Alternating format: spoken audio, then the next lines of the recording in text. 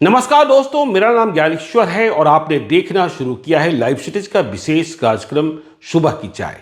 देखिए, आज तारीख है 28 मार्च और आज लोकसभा चुनाव 2024 के पहले चरण के चुनाव के नामांकन का अंतिम दिन है। तो नामांकन के बारे में चर्चा तो हम करेंगे ही करेंगे, लेकिन इसके पहले चर्चा कर लें कांग्रेस आरजेडी के गठबंधन की। देखिए, ये बात तो तय है कि गठबंधन बना रहेगा, लेकिन घोषणा कब होगी? देखिए, परसों रात को जब बैठक हुई थी दिल्ली में मुकुल वासनिक के घर पर, तो यह बात तय हुई थी कि कल 27 मार्च को फिर से हम बैठेंगे। 9 सीटों की बात हुई, 8 सीट फाइनल और 9वीं सीट पूर्णिया, जिसे लेकर जिच। तो देखिए, तेजस्वी यादव ने वीटो लगा दिया है। पप्पू यादव हमें मंजूर नहीं है और कांग्रेस को भी इस बात पर गहरी आपत्ति है कि हमारे मना करने के बावजूद बीमा भारती को चुपके चुपके लालू यादव ने पूर्णिया का सिंबल दे दिया और यह सिंबल दिल्ली आने के पहले ही पटना में दे दिया गया था। तो कांग्रेस की नाराजगी है कि हमने कहा था बातचीत पूर्ण होने दीजिए, तब तक सिंबल मत दीजिए। तो देखिए, तेजस्वी यादव का वीटो पप्पू यादव को लेकर अब सिर्फ पूर्णिया तक ही सिमटा नहीं रह गया है। तेजस्वी यादव कह रहे हैं पूर्णिया छोड़िए, पप्पू यादव हमें मधेपुरा और सुपौल में भी मंजूर नहीं है। यह बात कांग्रेस के नेताओं को कह दी गई है, लेकिन कांग्रेस के जो नेता बातचीत में हैं वे इस बातचीत को कैसे हजम कर लें, क्योंकि बात प्रियंका गांधी की है। प्रियंका गांधी ने सीधे तौर पर पप्पू यादव की एंट्री, पप्पू यादव की पार्टी का मर्जर कांग्रेस में कराया। देखिए, पप्पू यादव बनाम बीमा भारती, एक बात कांग्रेस के सोर्सेस कह रहे हैं कि प्रियंका गांधी ने जब यह फैसला किया था कि पप्पू यादव की पार्टी का मर्जर होगा, पप्पू यादव को पूर्णिया से चुनाव लड़ाएंगे, तो प्रियंका गांधी ने कांग्रेस पार्टी के लिए काम करने वाली एक एजेंसी से फरवरी के तीसरे हफ्ते में पूर्णिया में एक सर्वे कराया था।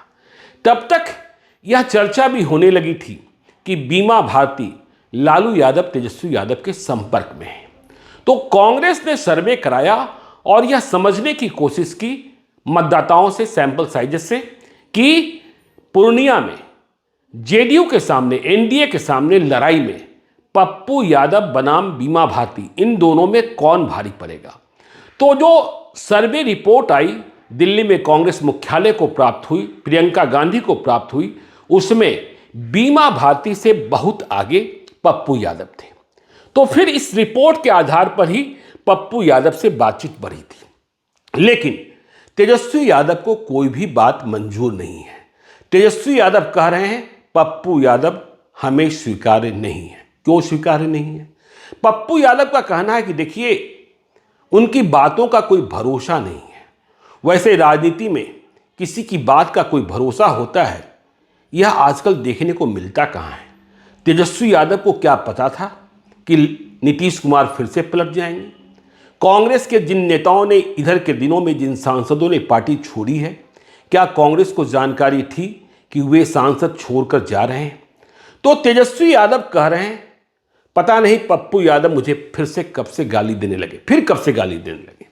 देखिए, हालांकि पप्पू यादव ने दिल्ली जाने के पहले, पार्टी मर्जर करने के पहले कांग्रेस में लालू यादव और तेजस्वी यादव से मुलाकात की थी रात में, और लालू यादव को पिता तुल्य कहा था, तेजस्वी यादव को छोटा भाई कहा था। यह भी कहा था सभी लोग साथ मिलकर 2024 जीतेंगे और 2025 में तेजस्वी यादव को मुख्यमंत्री बनाएंगे। लेकिन तेजस्वी यादव को भरोसा नहीं है।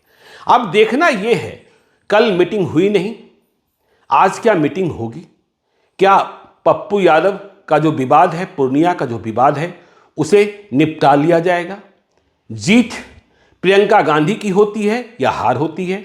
तेजस्वी यादव अपनी बातों पर अडिग रहते हैं? यह समझने और देखने की बात है। लेकिन इस बीच खबर यह भी है कि पप्पू यादव जो बार बार कह रहे हैं कि दुनिया छोड़ देंगे, पूर्णिया नहीं छोड़ेंगे। अभी जब हम यह कार्यक्रम रिकॉर्ड कर रहे हैं, तो इससे थोड़ी देर पहले हमारे संवाददाता, रिपोर्टर साथी आलोक ने पप्पू यादव से बात की। तो पप्पू यादव ने कहा वह वीडियो भी आप कुछ देर में देखेंगे ही देखेंगे कि आत्महत्या करने की स्थिति में मैं पहुंच गया हूं। तो पूर्णिया नहीं छोड़ रहा है। और हमें जो जानकारी मिल रही है कि देखिए, बीमा भारती को सिंबल मिल गया। बीमा भारती ने कल पीला लिफाफा सभी को दिखाया और यह कह दिया कि पूर्णिया हम लड़ रहे हैं आरजेडी के सिंबल पर। लेकिन पप्पू यादव जो कह रहे हैं दुनिया छोड़ देंगे, पूर्णिया नहीं छोड़ेंगे, उनके समर्थकों से मिल रही जानकारी के मुताबिक पप्पू यादव ने भी, चाहे परिस्थितियां जो हों, महागठबंधन इंडिया ब्लॉक का टिकट मिले न मिले, 2 अप्रैल को पूर्णिया लोकसभा क्षेत्र का चुनाव लड़ने के लिए नामांकन भरने का फैसला कर लिया है। पप्पू यादव को यह पता है कि पूर्णिया में उनकी जो जमीन है, मतलब राजनीतिक जमीन, वह मजबूत है। पप्पू यादव जब संघर्ष के बहुत बुरे दिनों में थे और आपराधिक मुकदमे में फंसे थे, जेल में थे, संघर्ष नहीं कहेंगे, आपराधिक मुकदमा ही था, तो उन परिस्थितियों में जो लोकसभा का चुनाव हुआ था, वहां पप्पू यादव ने, मतलब पूर्णिया में, अपनी मां को चुनाव लड़ाया था और वह करीब 2.25 लाख वोट लाई थी। तो पप्पू को पता है कि हमें 2.25 लाख वोट तो उन विपरीत परिस्थितियों में भी पूर्णिया ने दिया। तो तेजस्वी यादव की जिद, लालू यादव की सहमति और कांग्रेस क्या करती है, यह देखने की बात होगी। अब देखिए, कांग्रेस ने जो 8 सीटें लड़ने के लिए, देखिए कांग्रेस को जो 8 सीटें लड़ने के लिए आरजेडी की ओर से दी जा रही है, उनका खुलासा भी हम आपको करते जा रहे हैं। देखिए, पहली सीट है किशनगंज। आरजेडी सीट दे रही है, लेकिन कुछ शर्तें भी साथ में हैं। किशनगंज में कोई शर्त नहीं है, क्योंकि यह कांग्रेस की जीती हुई सीट है। 2019 में अकेले सांसद बने थे महागठबंधन से डॉक्टर मोहम्मद जावेद, कांग्रेस के प्रत्याशी, किशनगंज से गिरते लुढ़कते ही जीते थे। तो देखिए, कटिहार पर बात बन गई है। यह बात हमने आपको कल भी सुबह की चाय में बताई थी कि तारिक अनवर, और वहां तेजस्वी यादव पीछे हटे हैं। अशफाक अहमद करीम, जिन्हें तेजस्वी यादव और लालू यादव ने वचन दे रखा था उन्हें चुनाव नहीं लड़ना होगा, तारिक अनवर कांग्रेस के उम्मीदवार होंगे। देखिए, पटना साहिब की सीट तो कांग्रेस के खाते में जानी ही जानी थी। अब पटना साहिब में उम्मीदवार किसे बनाया जाता है, यह देखने की बात होगी। मीरा कुमार के पुत्र अंशुल अभिजीत को या फिर नवनीत जयपुरियार को, इस पर मंथन चल रहा है। देखिए, समस्तीपुर की सीट, समस्तीपुर रिजर्व सीट है। यह सीट कांग्रेस को लड़ने के लिए दी जा रही है। वहां बीके रवि, तमिलनाडु पुलिस के पूर्व आईपीएस प्राधिकारी हैं, उनके नाम की चर्चा है। आईपी गुप्ता की चर्चा है, लेकिन आईपी गुप्ता ने 2 दिनों पहले जाकर चिराग पासवान से भी मुलाकात की थी। इस पर भी नजर रखनी होगी। सासाराम की सीट, देखिए सासाराम की सीट तो कांग्रेस के खाते में आ रही है, लेकिन मीरा कुमार ने चुनाव लड़ने से इंकार किया है। तो यहां मीरा कुमार के एक सहयोगी, उनके नाम की चर्चा है, पुराने सहयोगी, और वे भी एक पूर्व सांसद के पुत्र हैं। इसके अलावा कांग्रेस के 2 विधायकों की चर्चा है। भागलपुर की सीट कांग्रेस को लड़ने के लिए मिलेगी, लेकिन शर्त यहां यह है, आरजेडी ने शर्त रखी है कि चुनाव स्वयं अजीत शर्मा, जो मौजूदा भागलपुर के विधायक हैं, वे न लड़ें। वे अपनी बिटिया नेहा शर्मा, जो बॉलीवुड की एक्ट्रेस है, उन्हें बुलाएं। नेहा शर्मा अपने पिता के चुनाव प्रचार में आई भी थी विधानसभा चुनाव के दिनों में, तो उन्हें बुलाएं और उन्हें चुनाव लड़ाएं। लेकिन हमें जानकारी मिल रही है कि नेहा शर्मा अभी चुनाव नहीं लड़ना चाहती है, बॉलीवुड में व्यस्तता है, इसलिए अजीत शर्मा को ही लड़ने के लिए कहा जाएगा। लेकिन अजीत शर्मा की दावेदारी मंजूर होती है या नहीं मंजूर होती, यह देखने की बात होगी। बेतिया की सीट में अखिलेश प्रसाद सिंह किसे उम्मीदवार बनाना चाहेंगे, यह समझने की बात है। मुजफ्फरपुर की सीट भी कांग्रेस के हिस्से में जा रही है। मुजफ्फरपुर में कांग्रेस के पुराने उम्मीदवार, दावेदार बताए जा रहे हैं विजेंद्र चौधरी, जो सदर के विधायक हैं।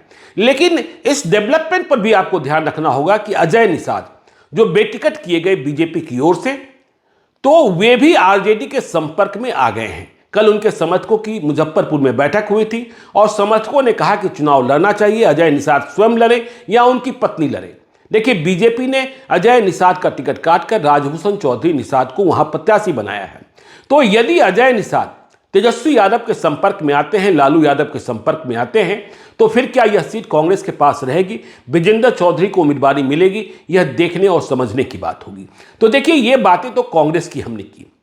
अब देखिए जरा शाहनवाज हुसैन की स्थिति पर भी गौर कर लीजिए। शाहनवाज हुसैन को बीजेपी ने पैदल कर दिया। बेरोजगार कर दिया। पहले दिल्ली से पटना भेजा गया। पटना में जब वे आए, बिहार विधान परिषद के सदस्य बनाए गए, एनडीए की सरकार में उद्योग मंत्री बने, बहुत अच्छा काम किया। और जब महागठबंधन की सरकार बनी तो वे पूर्व मंत्री हो गए। लेकिन जब फिर से एनडीए की सरकार बनी तो इस बात की उम्मीद की जा रही थी कि उन्हें बिहार विधान परिषद का सदस्य फिर से बनाया जाएगा और उद्योग मंत्री की शपथ लेंगे। और यदि यह ना हुआ तो भागलपुर की सीट तो जेडीयू के खाते में चली गई थी, इसलिए भागलपुर की संभावना छीन हो गई जैसे ही बिहार में एनडीए की सरकार बनी। लेकिन जब बिहार विधान परिषद के सदस्यों के नामों का ऐलान हुआ, उम्मीदवारों के नामों का ऐलान हुआ, तो शाहनवाज हुसैन का नाम गायब था। अब शाहनवाज हुसैन के पास कोई दूसरा रास्ता नहीं बचा था पैदल होने के अलावा। फिर भी वे इस बात की उम्मीद लगाए बैठे कि जब लोकसभा के उम्मीदवारों का ऐलान होगा तो कहीं अररिया जिला इकाई ने उनके नाम की सिफारिश की थी कि प्रदीप सिंह की जगह शाहनवाज हुसैन को भी टिकट दिया जा सकता है। किशनगंज की सीट बीजेपी के खाते में जाने की बात हो रही थी। किशनगंज की सीट बीजेपी ने नहीं ली और फिर से जेडीयू को लड़ने को कहा, जहां मास्टर मुजाहिद आलम को उम्मीदवार बनाया गया है। तो शाहनवाज हुसैन को भाजपा प्रत्याशियों की सूची में भी शामिल नहीं किया गया। लेकिन अब शाहनवाज हुसैन स्टार प्रचारकों की सूची में शामिल है। मतलब सोचिए, खुद पैदल हो गए, बीजेपी ने बेरोजगार कर दिया, लेकिन स्टार प्रचारकों की सूची में शामिल कर उन्हें बीजेपी के दूसरे उम्मीदवारों के लिए वोट मांगना होगा, हेलीकॉप्टर में उड़ान भरनी होगी। अपने लिए जगह बना नहीं पाए, मुस्लिम चेहरा है बीजेपी के, तो वे अब कहां कहां जाते हैं, क्या बोलेंगे। देखिए, वे बार बार कहते हैं मैं भाजपा का हूं, भाजपा मेरी मां है। खैर, राजनीति है। तो ये बात हुई शाहनवाज हुसैन की। अब देखिए, आज नामांकन का आखिरी दिन है पहले चरण के चुनाव का। 4 लोकसभा क्षेत्रों में पहले चरण में चुनाव होना है। तो औरंगाबाद में देखिए स्थिति स्पष्ट है। औरंगाबाद की सीट कांग्रेस को मिली नहीं, यह सीट आरजेडी ने ली और जेडीयू से प्रत्याशी को इंपोर्ट किया। अभय कुशवाहा जो जेडीयू के नेता थे, उन्हें आरजेडी में शामिल कराया गया और औरंगाबाद का उम्मीदवार बना दिया गया। वे भी नामांकन आज ही करेंगे। सुशील कुमार सिंह मौजूदा सांसद औरंगाबाद के, उनके टिकट पर भी कई तरीके की चर्चाएं चल रही थी, लेकिन जब लिस्ट जारी हुई तो वे उम्मीदवार बने, वे भी नामांकन करेंगे।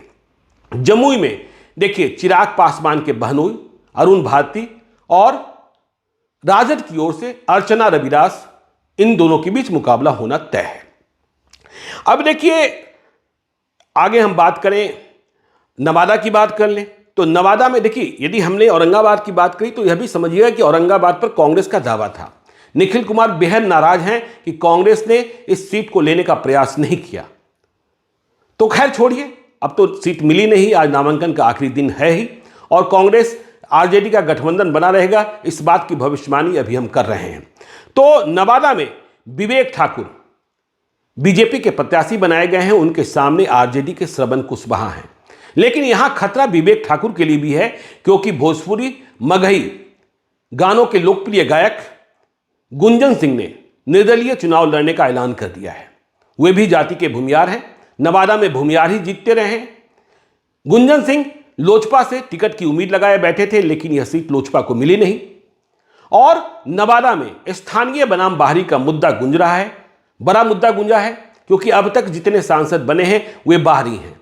तो गुंजन सिंह भी आज नामांकन कर सकते हैं। उन्हें मनाने की कोशिश, उन्हें बैठाने की कोशिश कल रात तक जारी थी, लेकिन खबर मिली कि वे नामांकन कर रहे हैं। शाम को पता चलेगा कि उन्होंने नामांकन किया कि नहीं किया। लेकिन दूसरी ओर आरजेडी में भी भीतरघात की आशंका है। श्रवण कुशवाहा उम्मीदवार हैं, लेकिन राजवल्लभ यादव की बगैर सहमति के उन्हें उम्मीदवार बनाया गया था। ऐसे में राजवल्लभ यादव के भाई विनोद यादव ने भी टाल ठोक दिया है, तो यह भी देखना होगा। अब इसके अलावा देखिए, गया में तो लड़ाई आमने सामने की है। जीतनराम मांझी, यह सीट एनडीए में हम पार्टी के खाते में है।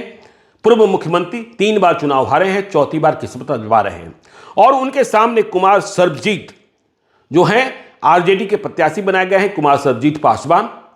तो यहां आमने सामने की लड़ाई होगी, इस बात को समझना है। अब देखिए, जो हेलीकॉप्टर्स हैं वे आने शुरू हो गए हैं। कल शाम तक खबर यह थी कि 3 हेलीकॉप्टर पटना में लैंड कर गए हैं, 2 हेलीकॉप्टर बीजेपी के और 1 हेलीकॉप्टर जेडीयू का।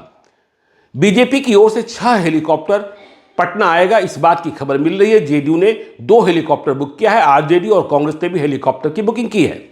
तो इन सारी खबरों के साथ हमें बने रहना है और आज दिन भर जो कुछ होगा वह आपको हम बताते रहेंगे, क्योंकि आज फैसले का दिन है कि पप्पू यादव का हुआ क्या। और यदि पप्पू यादव का टिकट कांग्रेस से नहीं हुआ तो वे भी अपना फैसला सुनाएंगे। खबर तो आ ही रही है कि वे 2 अप्रैल को नामांकन दाखिल करेंगे, क्योंकि तेजस्वी यादव ने वीटो लगा दिया है।